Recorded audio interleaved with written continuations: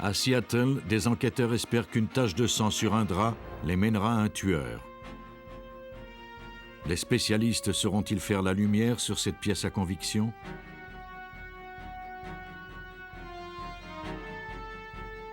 Des scientifiques proclament qu'un nouvel ordinateur peut lire dans le cerveau des criminels. Peut-il vraiment avoir accès à la vérité cachée dans la mémoire d'un individu? En Californie, on découvre 2 cadavres en pleine nature. Les indices sont rares et minces. La police utilise une nouvelle technique au laser afin de prouver la culpabilité du meurtrier. Lorsque les indices ne peuvent être vus à l'œil nu, les enquêteurs doivent utiliser des moyens extraordinaires pour les découvrir. Le développement des nouvelles technologies permet aux détectives de découvrir de nouveaux témoins infaillibles.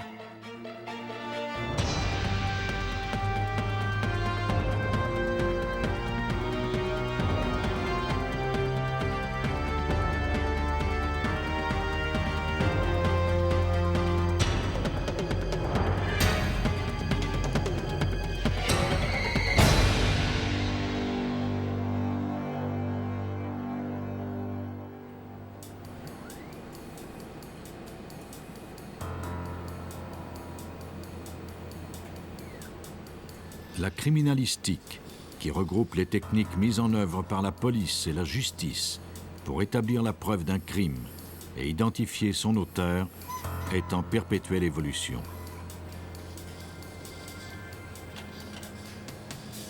Malheureusement, les empreintes digitales ou l'ADN ne sont découverts que dans seulement 1% des cas.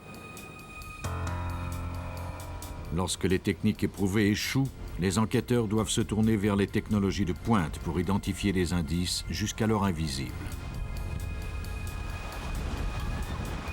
Par un beau matin du 14 mai 1995, en banlieue de Seattle, aux États-Unis, Randy Henkel, en revenant chez lui, remarqua que la porte de sa voisine était entrebâillée.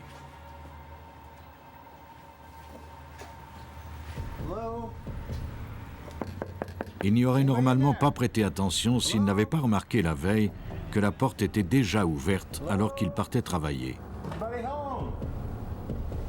Un peu inquiet, il décida d'entrer afin de s'assurer que tout était normal.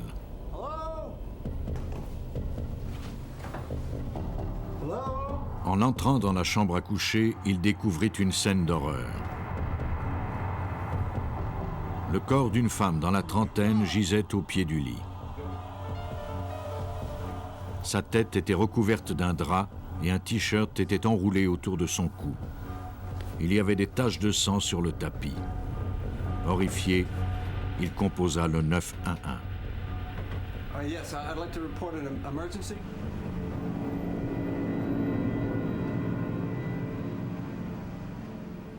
C'est le détective T.J. Clamp de la police de Kirkland qui répondit à l'appel.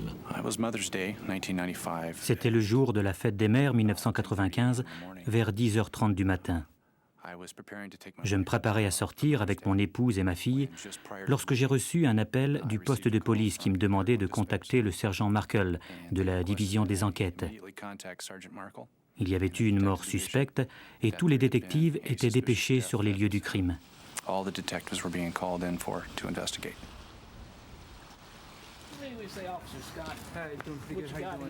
Les policiers qui arrivèrent à l'appartement ne virent aucune trace d'effraction.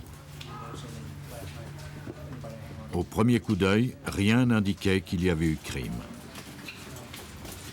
Le téléviseur, la chaîne stéréo et autres objets de valeur étaient toujours là.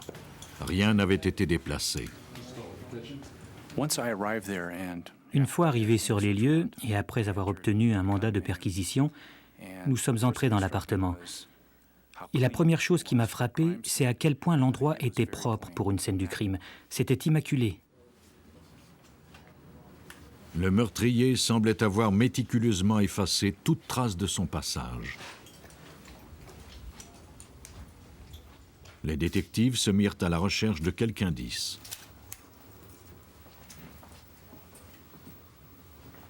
La résolution de cette affaire reposait sur leur habileté à percer les secrets que la scène du crime recelait.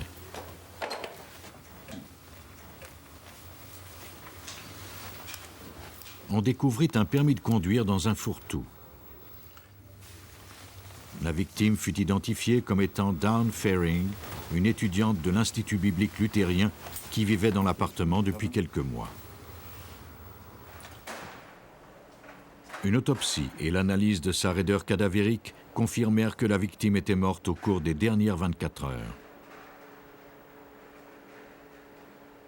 D'autres résultats d'analyse indiquèrent qu'elle avait été agressée sexuellement, mais on fut incapable de découvrir des traces de l'ADN du criminel.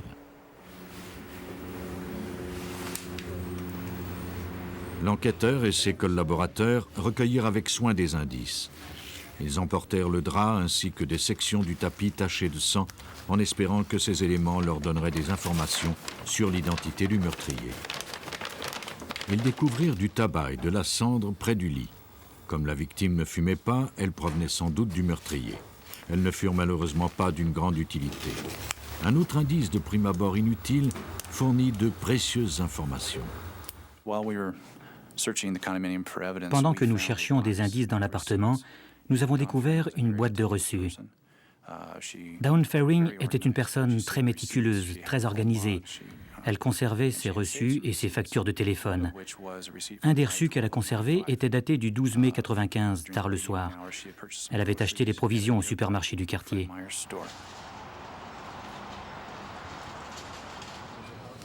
Afin de déterminer l'heure de la mort de Faring et de découvrir si elle se trouvait avec quelqu'un, la police se rendit au supermarché. Une caissière se souvenait avoir servi la victime. Faring était venue peu avant la fermeture. Elle était amicale et enjouée. Elle était seule lorsqu'elle avait quitté le magasin.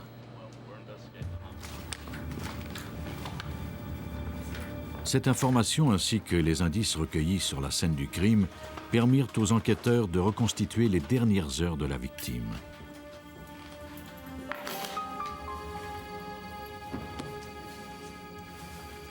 Après avoir quitté le magasin peu après 22 heures le soir du 12 mai, elle était vraisemblablement rentrée directement chez elle où elle avait déballé ses provisions. Faring assumait financièrement toute seule ses études et tenait un compte serré de ses moindres dépenses. Elle avait mis le reçu dans une boîte qui se trouvait dans le placard de l'entrée. Elle avait ensuite préparé des gâteaux, peut-être en vue de la fête des mères du lendemain. Les enquêteurs estimèrent qu'elle avait pris environ 1 heure pour les préparer. Ils trouvèrent les morceaux de gâteau placés dans une assiette près de la cuisinière. En retraçant les occupations de Faring, les enquêteurs établirent l'heure approximative de sa mort.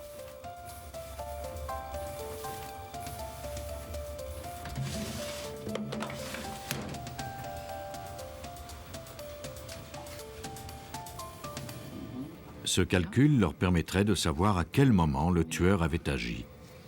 Mais qui avait tué Dawn Faring? Un examen attentif de la scène permit de déceler des empreintes de doigts et de paumes de main sur les draps. Des empreintes du meurtrier imprimées avec le sang de la victime. Malheureusement, il n'était pas possible de prélever ces empreintes. Les spécialistes devaient d'abord les rendre lisibles avant d'en tirer quelque chose. On envoya ces éléments à Pat Warwick du laboratoire judiciaire de King County.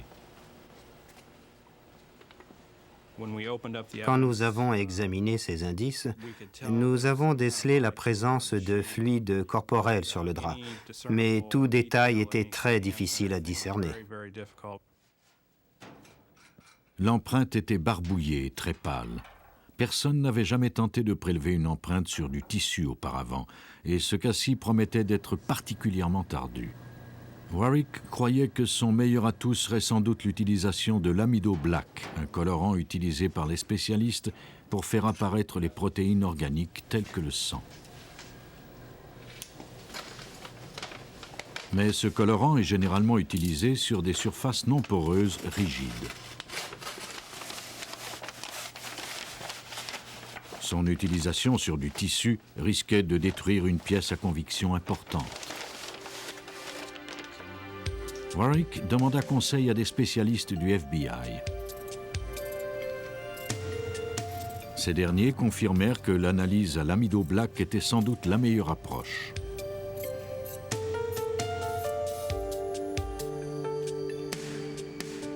Le fait de teinter le morceau de drap avec de l'amido black et de le rincer à l'eau distillée pouvait fort bien détruire l'empreinte.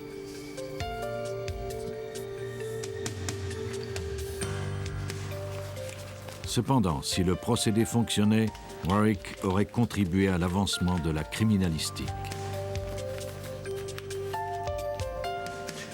Malgré maintes précautions, Warwick était inquiet. Lorsqu'il trempa le morceau de tissu dans la solution, sa plus grande crainte se confirma. Le morceau de tissu en entier devint bleu foncé. Tout espoir d'obtenir une empreinte lisible semblait perdu. À Seattle, les autorités qui enquêtaient sur le meurtre de Don Ferring craignirent que leur seule pièce à conviction, cette empreinte de la main, ne soit détruite à jamais. Dans l'espoir de trouver une autre piste, les détectives questionnèrent les voisins de la victime. S'agissait-il d'un crime circonstanciel? Ou encore le meurtrier était-il une connaissance de Don Ferring, à qui elle faisait suffisamment confiance pour le faire entrer chez elle? Pendant que les détectives poursuivaient leur travail, Pat Warwick reprit espoir lorsqu'il constata que l'excès de colorant s'en allait au rinçage.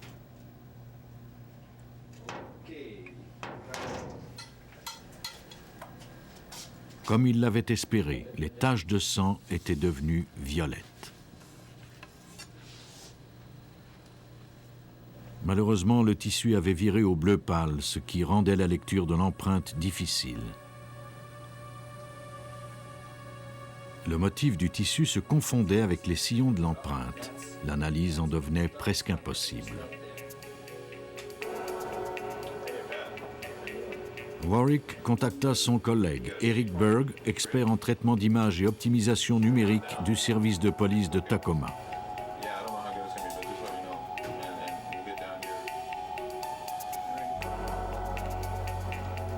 Les ordinateurs et les caméras haute technologie de Berg pouvaient-ils décoder les empreintes et identifier le meurtrier?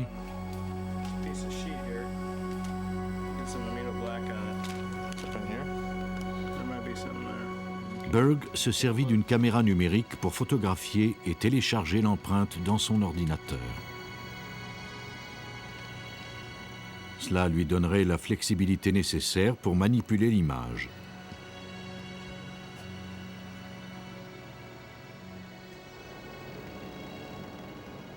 Il devait suivre une procédure très stricte.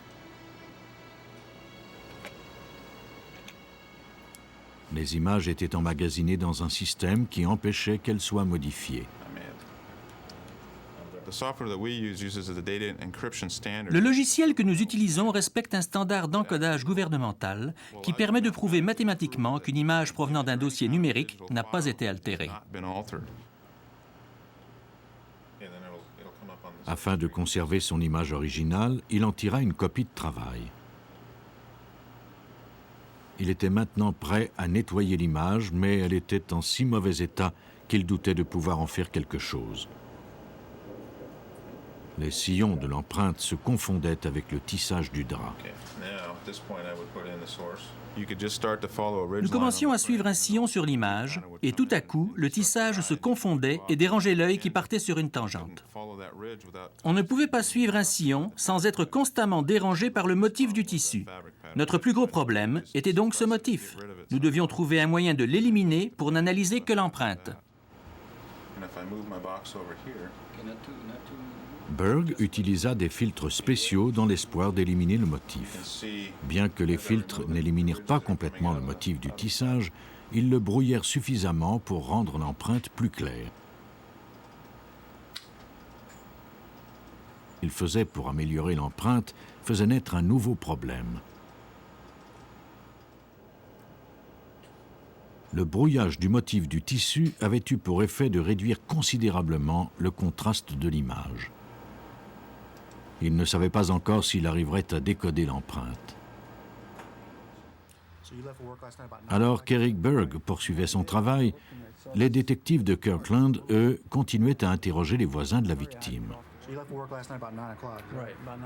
On dressa la liste de 5 hommes vivant dans les environs qui avaient un casier judiciaire et dont on possédait les empreintes digitales. Un de ces hommes était Eric Hayden, qui vivait dans l'appartement situé au-dessus de celui de la victime. Lorsqu'il arriva en voiture près de l'immeuble, les détectives l'attendaient pour lui parler. J'ai regardé le conducteur qui était un homme de race blanche, dans la vingtaine avancée. J'ai remarqué qu'il fumait une cigarette et qu'il nous observait du coin de l'œil, sans bouger la tête. J'ai trouvé que c'était suspect. Hayden passa à côté des officiers sans les saluer et disparut dans l'entrée de son appartement. Nous avons attendu quelques minutes parce que nous voulions voir s'il allait ressortir, ce qu'il a fait. Il a descendu les escaliers et il est passé à côté de nous, à nouveau sans nous regarder. Il se dirigeait vers sa voiture. À ce moment-là, je me suis approché, je lui ai dit « Êtes-vous Eric Hayden ?» Il m'a répondu « Oui, c'est moi ». Je lui ai demandé si je pouvais lui poser quelques questions et il a accepté. Hayden déclara qu'il était sorti boire un verre la nuit du meurtre et qu'il n'en savait rien. Il n'avait rien remarqué d'anormal lorsqu'il était rentré. Il fumait pendant l'interrogatoire et avait l'air nerveux.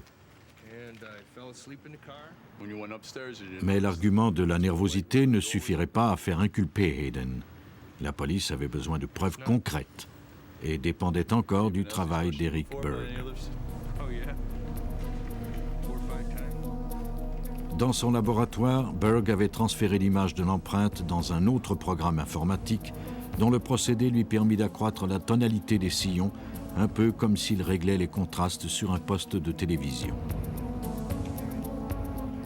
Finalement, grâce à tous ces logiciels et à son expertise, Berg améliora suffisamment la définition de l'image pour la comparer aux empreintes des suspects.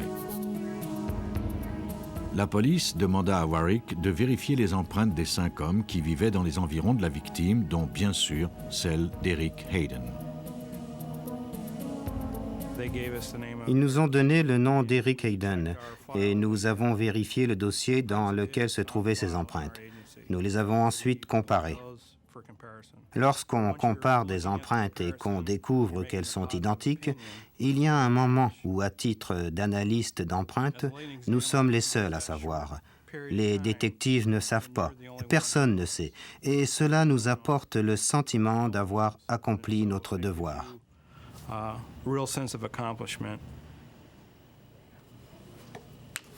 Le 31 mai, Pat Warwick appela les détectives pour leur annoncer qu'il avait terminé son analyse et que l'empreinte sur le drap appartenait bel et bien à Eric Hayden.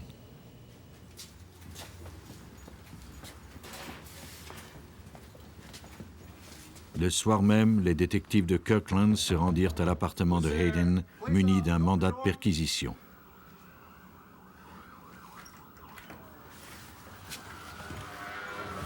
Eric Hayden, we have a warrant for your arrest. Lay down, face down on the deck. On procéda à l'arrestation d'Eric Hayden. Pendant ce temps, on interrogea sa compagne et on fit la fouille de son appartement. Il fut accusé de meurtre au premier degré. Après l'arrestation de Hayden, les policiers reconstituèrent les événements de cette triste journée du 12 mai 1995.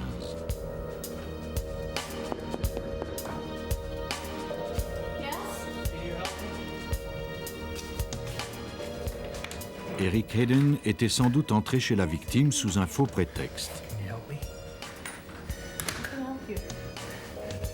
Peu après, il l'avait attaqué et brutalement assassiné.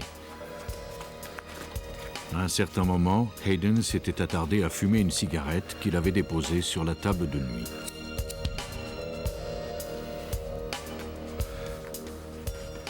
Il avait recouvert le corps de la victime d'un drap, puis il s'en était servi pour s'essuyer les mains.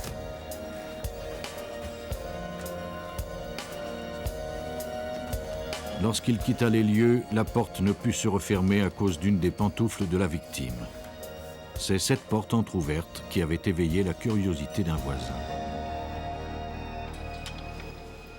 Même si le suspect était maintenant en détention préventive et que des éléments de preuve l'incriminaient fortement, la cause du détective Clamp n'était pas encore gagnée.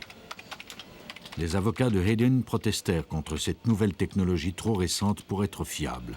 Selon eux, les images digitales avaient pu être altérées ou modifiées. Toute nouvelle technique en criminalistique doit être analysée aussi bien d'un point de vue légal que scientifique avant d'être approuvée. Des centaines de procès ont été perdus à cause de procédures d'enquête inadéquates.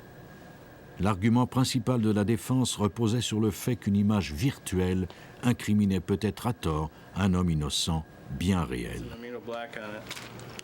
Si les avocats de Hayden avaient réussi à convaincre le jury avec cet argument, la destruction de l'empreinte aurait sérieusement compromis l'accusation. Heureusement, Eric Berg prit un soin particulier à expliquer le procédé afin que les membres du jury prennent une décision avisée. Nous avons apporté tout cet équipement en cours. Nous l'avons installé et pris le drap que nous avions reçu de King County et nous avons saisi et téléchargé l'image dans l'ordinateur et reproduit chaque étape du processus. Puis nous avons imprimé l'image. Nous avons démontré au jury que nous répétions les mêmes opérations, que les résultats étaient toujours les mêmes et que nous pouvions les refaire encore.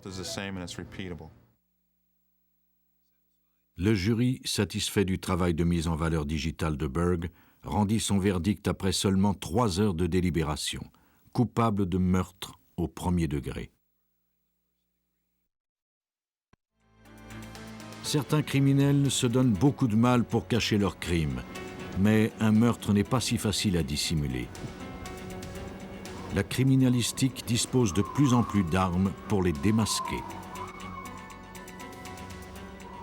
Voici la région de Big Bear, en Californie, sur le plateau de Cactus Flats. Par un matin de tempête de janvier 1987, un trappeur vérifiait ses pièges. Le mauvais temps rendait sa progression difficile.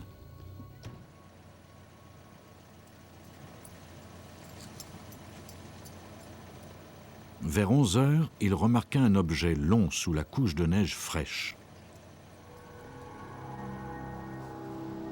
Il découvrit un matelas abandonné en pleine nature. Alors que le trappeur en faisait le tour, il fit une seconde découverte bien plus effrayante. Il se rendit rapidement à un téléphone pour appeler la police.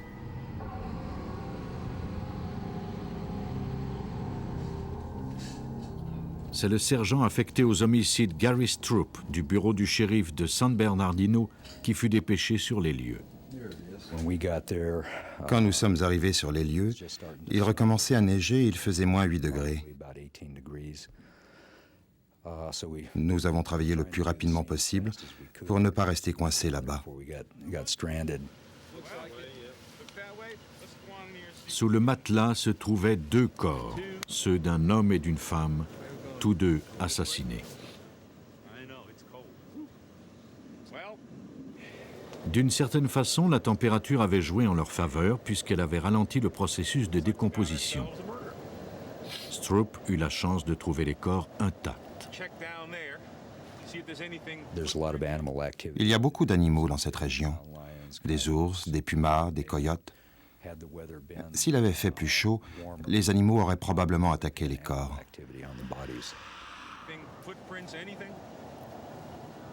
Qui étaient ces victimes et qui donc leur avait enlevé la vie?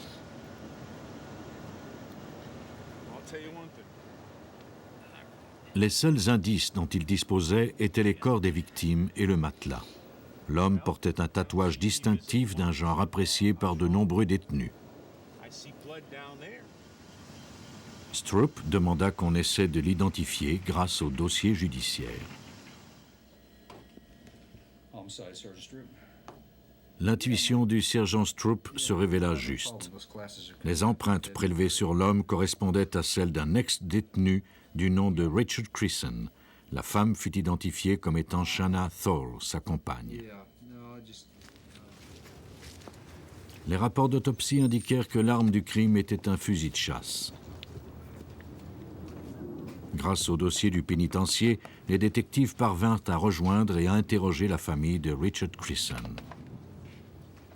Son frère déclara que Richard et Shanna étaient partis à Victorville pour y rencontrer un homme du nom de Archie Woods.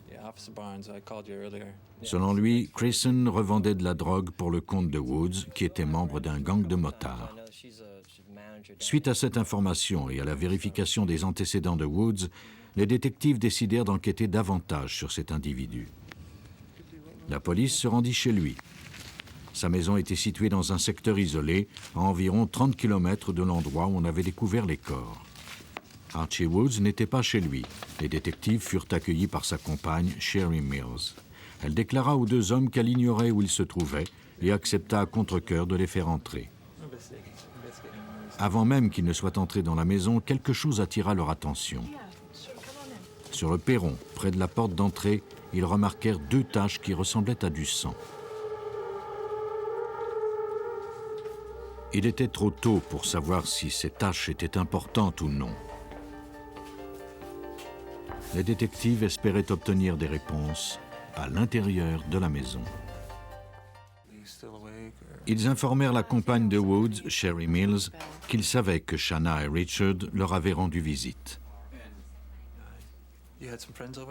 Mills admit que Shanna Thole et Richard Grayson étaient bel et bien venus, mais qu'ils n'étaient restés qu'une nuit avant de poursuivre leur voyage. Elle ignorait où ils étaient allés ensuite.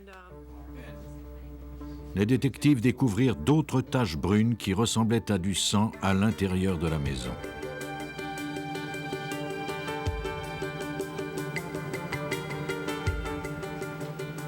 La maison sentait la peinture fraîche. Dans une des chambres à l'arrière, ils découvrirent des pots de peinture et une base de lit démontée. Il n'y avait aucun matelas. Si les meurtres s'étaient produits dans cette chambre, la peinture avait peut-être servi à cacher des indices importants. La police devait trouver un moyen de le découvrir afin de relier les homicides à cette scène potentielle du crime.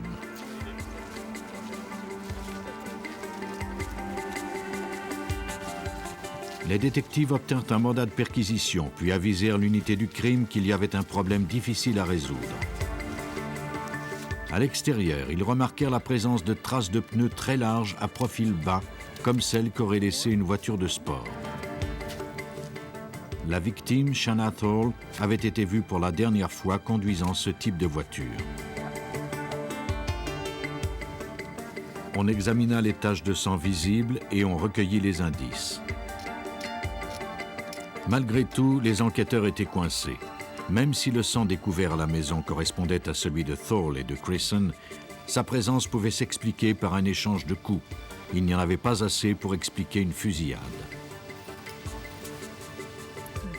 L'enquête se heurtait littéralement à un mur.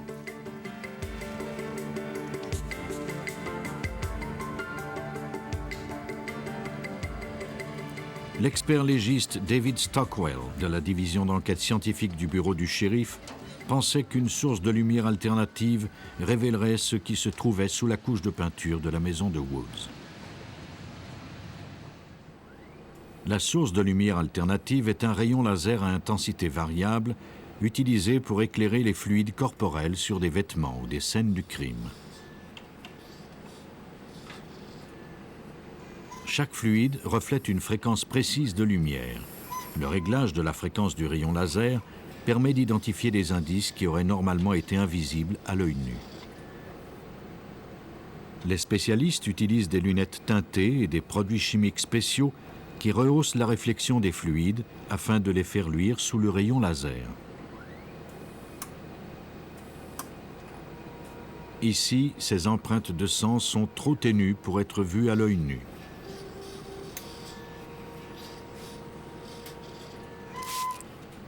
Mais l'ajout de produits chimiques doublés de l'éclairage au laser approprié les rendra fluorescentes.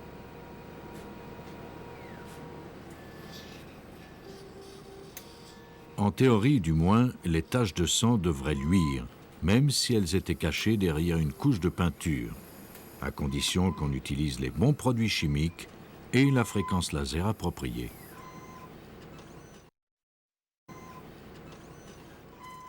Le laser est très efficace pour refléter certains fluides corporels, comme le sperme, mais n'est pas utilisé d'habitude pour déceler le sang parce que celui-ci est généralement visible à l'œil nu. Nous avons utilisé le laser pour regarder à travers la couche opaque de peinture et voir ce qui se trouvait dessous.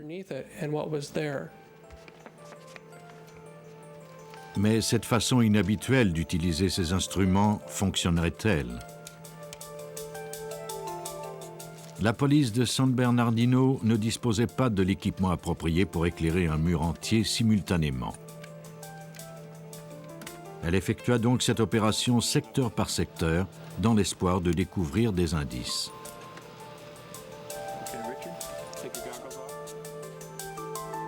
Petit à petit, la tâche fut accomplie. Grâce à la source de lumière alternative, les événements de la maison de Woods furent enfin mis à jour.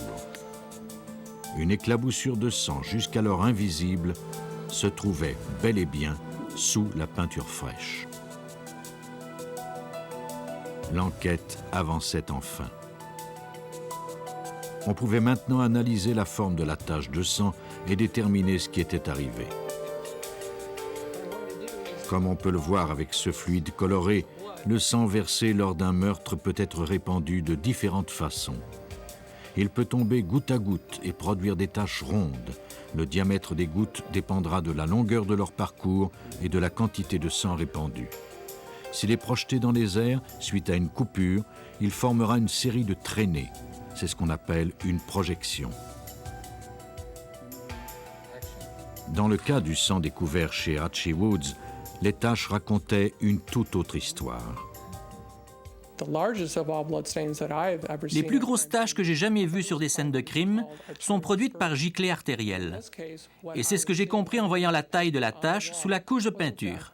C'est qu'il s'agissait d'une tache de cette nature. L'hypothèse de la giclée correspondait également aux blessures de Crisson et Thorle. Le rayon laser avait permis de clarifier ce qui leur était arrivé. Un nouveau problème se présentait. Comment pourrait-on conserver ces taches pour les présenter à la cour? Sans la preuve formelle qu'il y avait bien eu giclée artérielle, la partie adverse pourrait déclarer qu'il n'y avait eu qu'un simple échange de coups.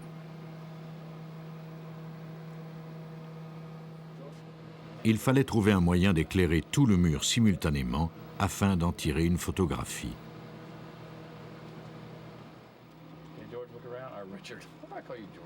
Les analystes tentèrent une technique particulière en laissant l'obturateur de la caméra ouvert et en dirigeant le rayon laser sur le mur de gauche à droite et de haut en bas jusqu'à ce que le mur entier soit éclairé, c'est-à-dire pendant plusieurs minutes.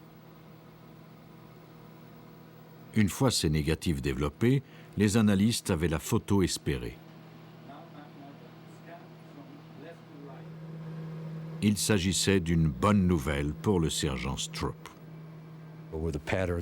Eh bien, cette giclée que nous avions sur le mur avait été répandue rapidement et en grande quantité. Bien plus que ce qu'on retrouverait avec quelqu'un qui saigne du nez ou qui se retrouve dans une bagarre. La preuve était faite qu'il s'était bel et bien produit des meurtres dans cette pièce. Les taches de sang révélaient qu'au moment où ils avaient été tués, Shanna Thorle et Richard Crisson étaient couchés et ne menaçaient en rien leur assaillant. Pendant ce temps, on était toujours à la recherche du suspect. À San Bernardino, la recherche d'Archie Woods, soupçonné des meurtres de Richard Crisson et Shanna Thorle, était devenue impérative. Afin d'éviter d'être impliqué dans cette affaire, la compagne de Woods accepta de coopérer avec la police. Elle informa les détectives qu'Archie se trouvait à Modesto pour l'anniversaire de sa fille.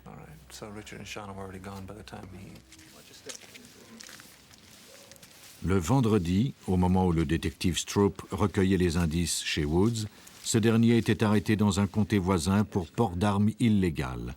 Il était au volant d'une voiture de sport. La voiture de Shanna Thorle.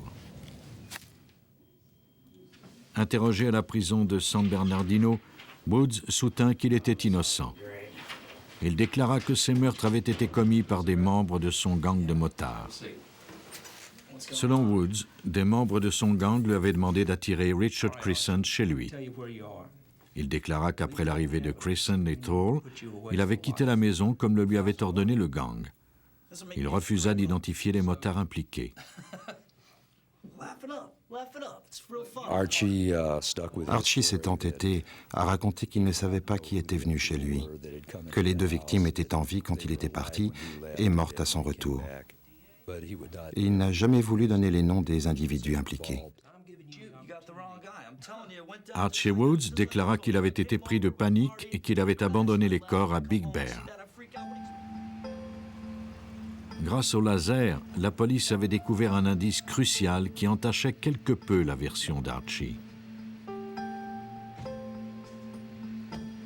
L'analyse du sang sur le mur déterminait que les victimes étaient couchées, ce qui ne correspondait pas à une confrontation violente. Les détectives purent enfin reconstituer les événements de cette nuit-là. Crescent et Thole étaient venus chez Archie pour régler un malentendu à propos d'une affaire de drogue. Il y avait eu une longue nuit de discussions et de disputes. La mésentente n'était pas réglée à la satisfaction d'Archie, mais il laissa cependant Crescent et Thole croire qu'ils étaient d'accord.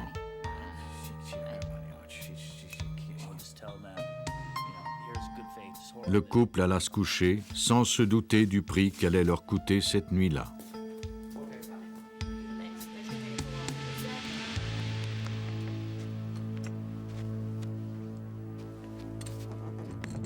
La police croit que lorsque Woods avait constaté qu'ils étaient profondément endormis, il les avait abattus avec son fusil de chasse.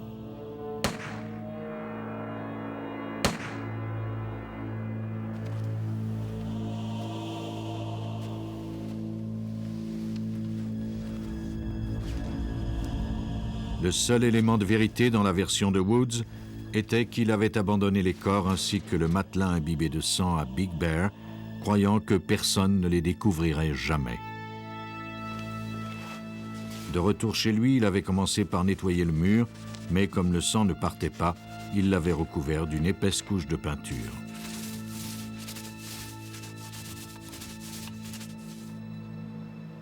Grâce à la source de lumière alternative, les efforts de Woods avaient été vains. Le laser montrait clairement la giclée de sang derrière la couche de peinture opaque.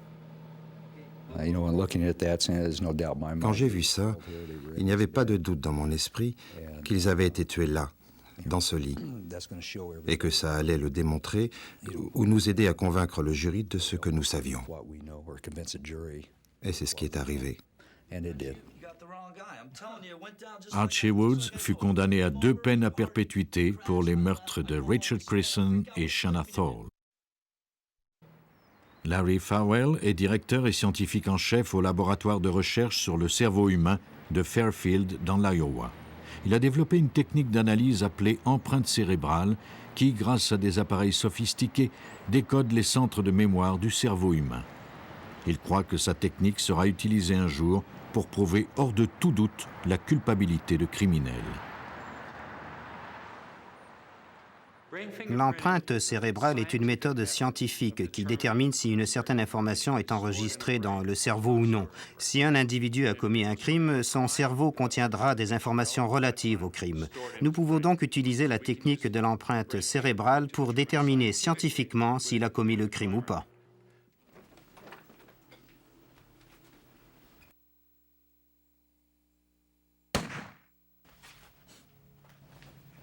Lorsque quelqu'un commet un crime, son cerveau enregistre l'information dans la mémoire. La méthode de l'empreinte cérébrale vise à révéler ce souvenir en présentant au suspect des éléments relatifs à la scène du crime. Un bandeau muni de capteurs est placé sur la tête du sujet.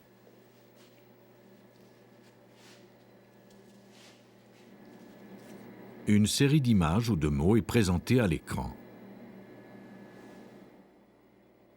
L'ordinateur enregistre les ondes cérébrales produites en réaction par le sujet. Ces réactions sont ensuite enregistrées sous forme de courbes. L'analyse de ces graphiques permet à Farwell de déterminer si le sujet reconnaît ce qu'il voit ou non.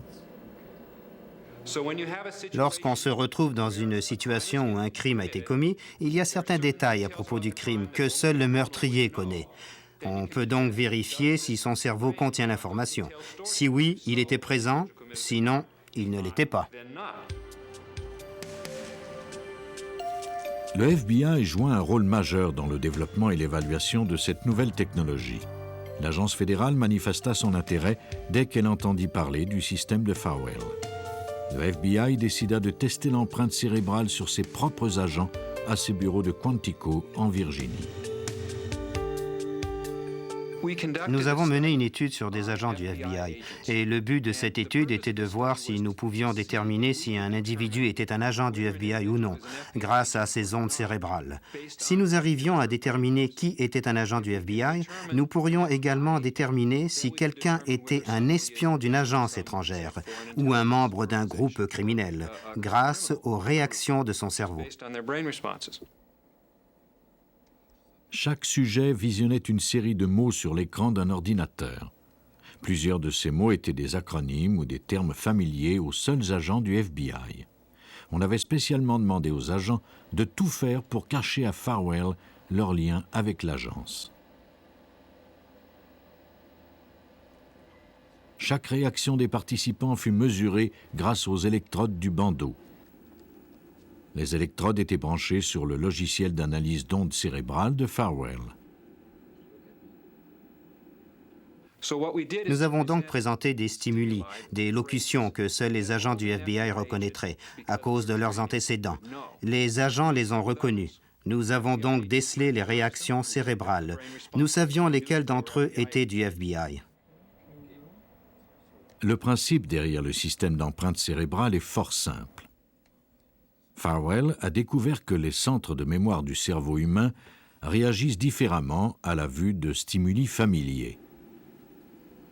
Il a nommé cette variation murmure. Et c'est cette réaction spécifique du cerveau que nous mesurons et analysons avec l'ordinateur pour déterminer si un individu reconnaît les mots ou les images qui lui sont présentés et qui sont en rapport avec le crime ou l'enquête sur lesquels nous travaillons.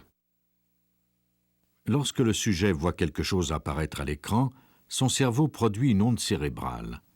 Un murmure est une augmentation de l'activité du cerveau produite lorsque le sujet reconnaît ce qu'il voit. Les participants qui ne travaillaient pas pour le FBI ne reconnurent pas les stimuli particuliers à l'agence et ne produisirent donc aucun murmure. La marine américaine s'intéressa elle aussi à ce nouveau système. Ces chercheurs mirent au point leurs propres tests afin de voir si la technique de l'empreinte cérébrale pourrait différencier des étudiants en médecine de civils ordinaires.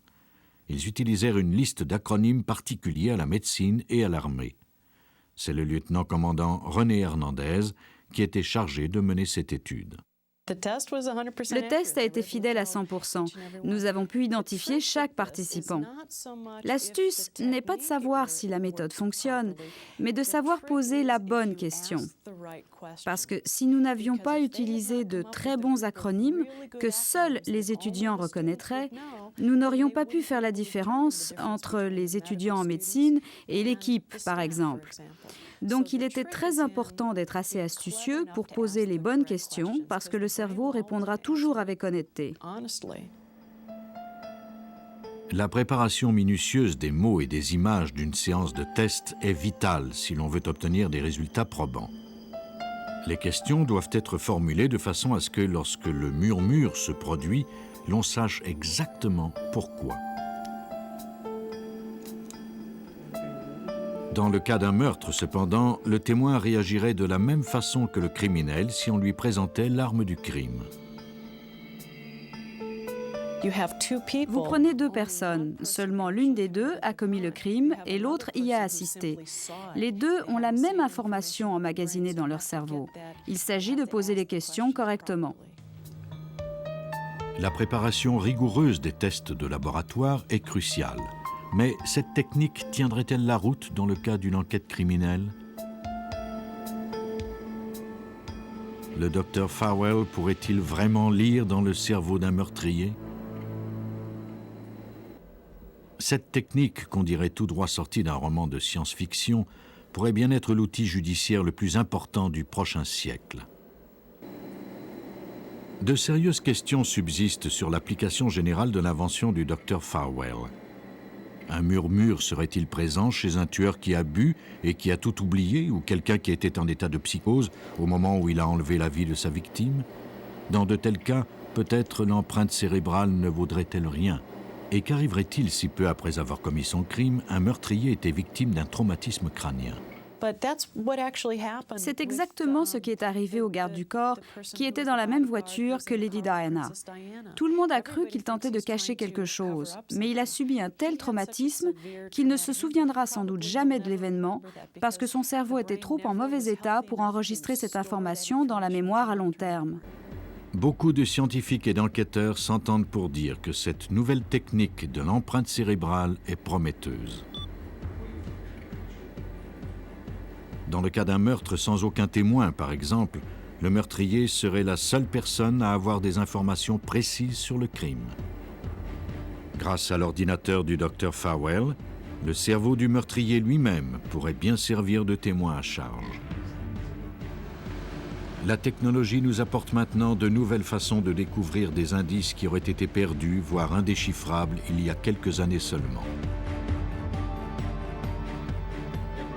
Aujourd'hui, les analystes parviennent à lire à travers la peinture et à analyser une empreinte barbouillée. Bientôt, peut-être pourront-ils déceler la vérité directement dans le cerveau des suspects.